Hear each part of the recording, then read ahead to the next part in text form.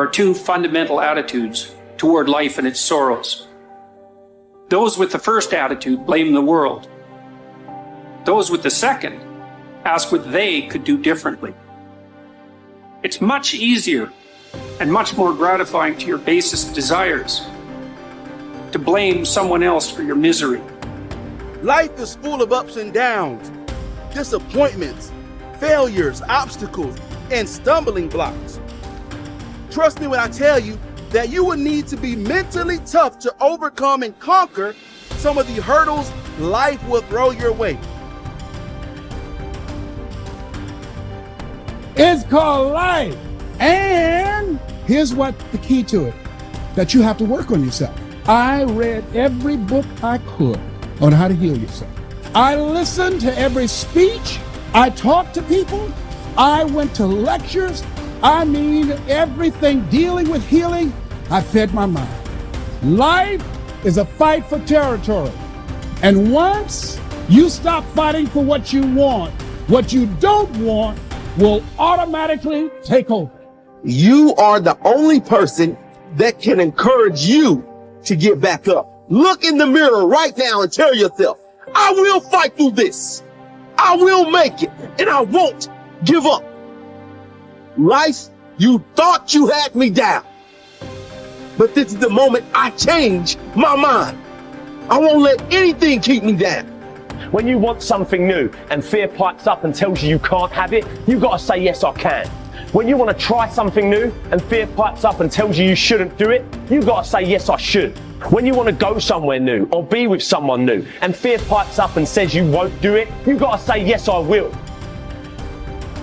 I will never quit, because if you quit, you're done. You may still be alive walking around on this earth. You're done. I will never quit. I will persevere and I will thrive on adversity. My team expects me to be physically harder and mentally stronger than our opponents.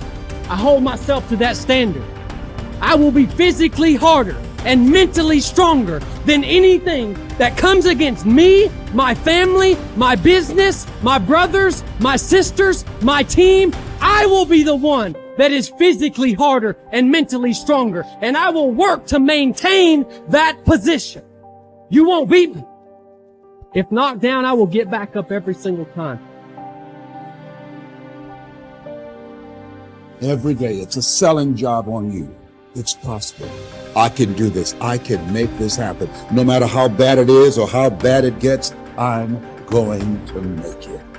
It's possible.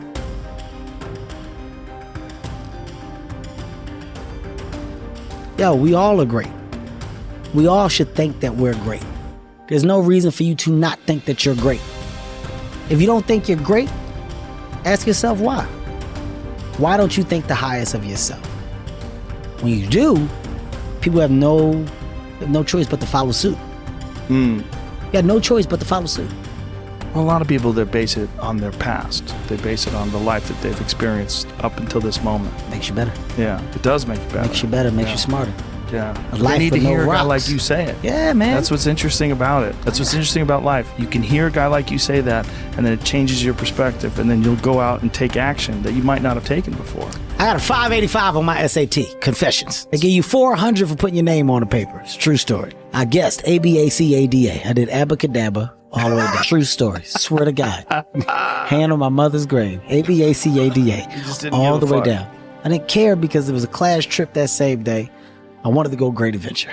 Was told that not taking my SAT seriously would prohibit me from furthering myself in life. That's what I was told. At the moment, I said, damn, maybe I should have applied myself. Maybe I should have did different. When I saw all my friends get their test scores back and they were ecstatic. 800s, 900s, 960s. Everybody's going to college. I felt like the biggest idiot in the world.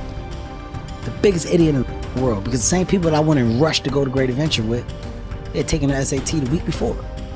They already got their work done. They did everything they were supposed to do. So that moment of fun was real fun for them. I was the only dumbass that didn't prioritize and take care of my shit. So I'm the only one going to community college. Everybody else off to Villanova, Temple University, Drexel University. God damn. I just got left behind. Why didn't y'all tell me that y'all did it the week before? How come y'all ain't tell me that we was serious about the college? Y'all ain't tell me y'all was trying to go to Temple or Drexel? Oh, wait. It's because my life isn't their life. They're focused on themselves. Wow, they're doing what they're supposed to do. Hey, Jack. Go sit by yourself and figure it out, because this is where you should be. Lesson learned. Any opportunity given should be taken serious from this point. Because if not, you can find yourself feeling just like this. I try to get down on myself at the moment. I learn from it. Now, if I gotta take a goddamn test, you best believe I'm studying for that test, because I don't want the feeling like I'm the guy that didn't prepare. Now I got a story to tell my kids about what it feels like to be the kid in class that didn't prepare, that's got the worst grade when they give all those grades back. But it's because of my experience. I don't look down on those moments. You take those moments, you make the best of them, because they're life lessons. It's that simple. You're saying it's positive, but it's really just simplicity that's real. It's real. It's real, and it's your life experience, and it's your life's lesson.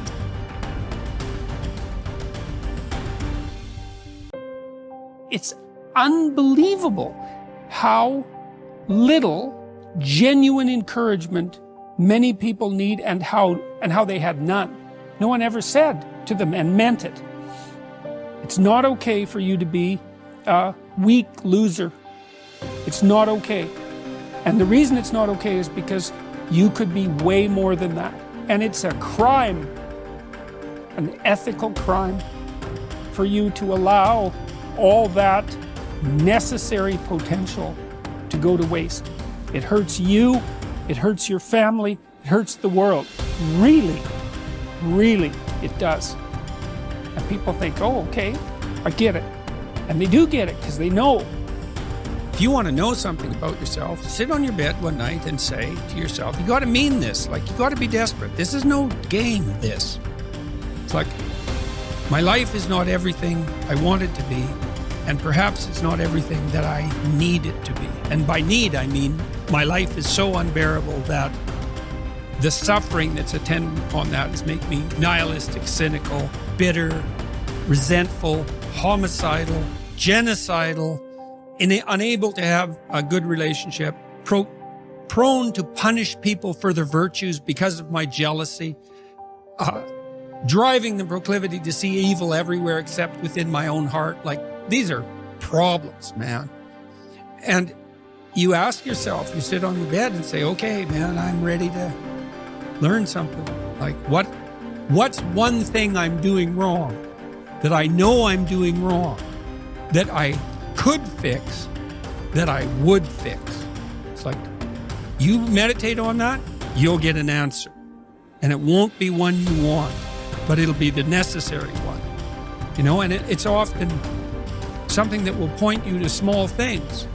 So Carl Jung said, people in the modern world don't see God because they don't look low enough. And so imagine you're in your messy bedroom, you know, and you're sitting on the edge of the bed trying to have an honest dialogue with yourself. And the little voice says, you know, it's pretty disgusting in here. And you think, well, I'm way above such trivial niceties as organizing my room. Well, that's pride. That's arrogance.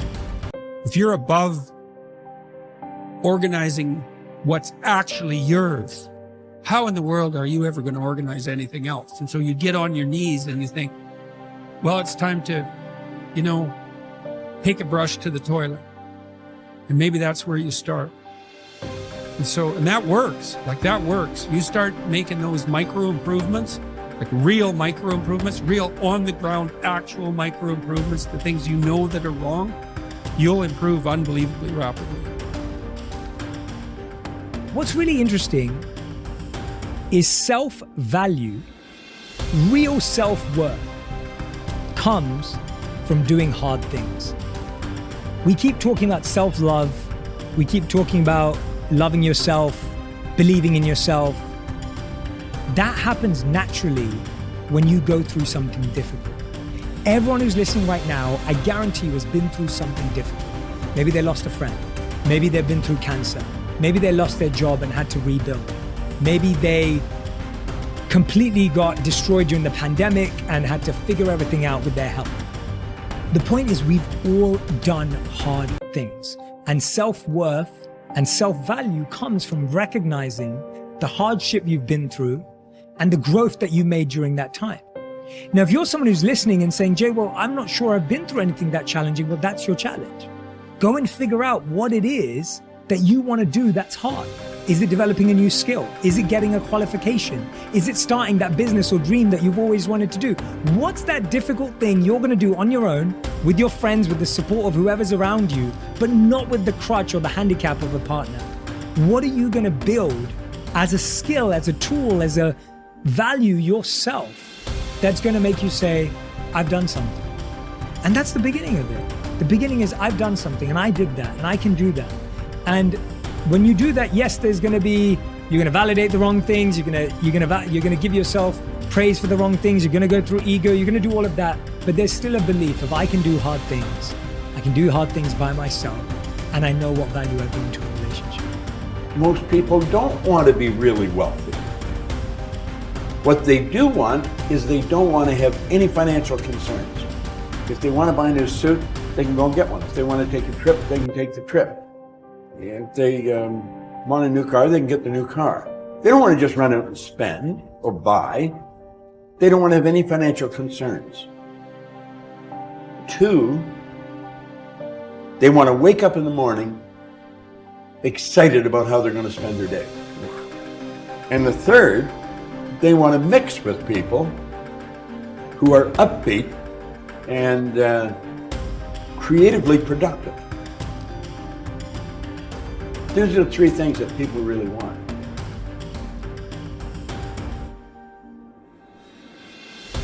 Well, a friend of mine spent 18 years studying the biographies of more than 500 men and women who had started with nothing and became successful. And he was looking for the common denominator of success, and he found it. He found that every single one of these people throughout their lives absolutely believed that they were going to be a big success. They absolutely believed they were going to be a big success when they grew up, and no matter what happened to them in their adult lives, and they never lost sight of that. Like the 3 wise men following the star, they felt that everything that happened was part of the process. Every setback was a lesson. Every pain was something sent to teach them something that would be helpful, and they never stopped believing in themselves. So if you could buy one belief, the belief is this, is that you are destined to be a big success, that you have incredible potential, that you're surrounded by incredible opportunities, and that you're going to be a huge success in life, and everything that's happened up to now is part of your preparation. So challenge your self-limiting beliefs. Don't ever say, I can't do that, or I'm not good at that, or something else. No, wait and say, wait, what if that's totally false? What if deep down inside of you have the ability to be extraordinary at something that's important to you?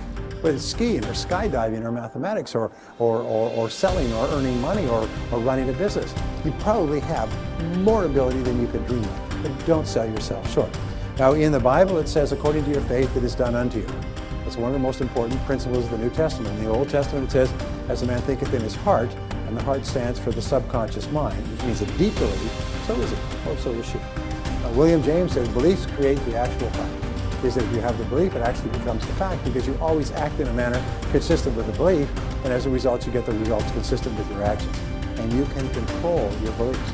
Is it easy to change your beliefs, especially old negative? No, it's not easy. Is it possible? Absolutely. Is it easy to lose weight? No. Is it possible? Of course it is. If you want to become successful in life, young man, he said, number 1, you got to change your mindset. He said, you don't get in life what you want, you get in life what you are. Number 2, practice OQP, only quality people. You earn within $2,000 to $3,000 of your closest friends. And the 3rd thing he said, develop your communication skills, because once you open your mouth, you tell the world who you are.